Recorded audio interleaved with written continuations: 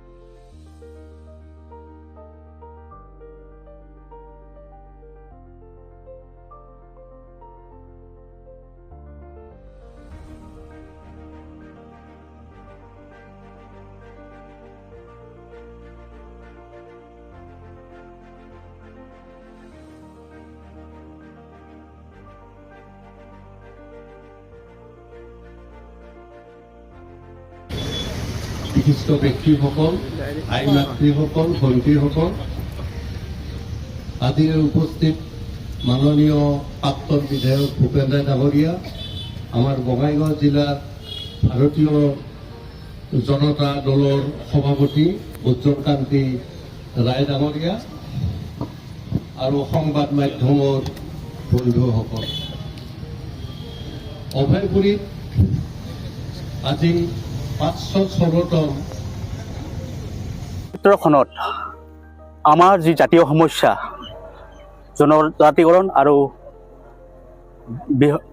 কমতাপুৰ ৰাজ্যৰ বাবে আমি যি আন্দোলন কৰি আহিছোঁ, এই চকতে আমি অসম চৰকাৰক দাবী জনাইছোঁ যে আমাৰ যি দাবী আৰু প্ৰস্তাৱ এইসমূহ যাতে অতি শীঘ্ৰে ৰূপায়ণ কৰে, তাৰ কাৰণে আমি অসম চৰকাৰক দাবী জনাইছোঁ।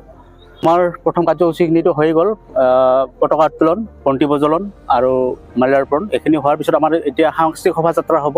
সাংস্কৃতিক শোভাযাত্ৰাৰ পিছত আমাৰ পাঁচদুৱাৰ দৌল মন্দিৰ প্ৰাংগণত অলপ খোৱা লোৱাৰ ব্যৱস্থা কৰিছোঁ। তাতে আমাৰ হয়তো বিশিষ্ট ব্যক্তিসকলৰ ভাষণ প্ৰদান কৰিব। আমি জনজাতিকৰণৰ কাৰণে ওতঃপ্ৰোতভাৱে আমি লাগি আছোঁ ইমান দিনে, আৰু দৃষ্টিগোচৰ কৰিব বিচাৰিছোঁ এই পবিত্ৰখনত, এই পবিত্ৰ দিনত যাতে অতি শীঘ্ৰে আমাৰ জনজাতিকৰণ আৰু কমতাপুৰ ৰাজ্যৰ যি আমাৰ দাবী সেইসমূহ পূৰণ কৰে।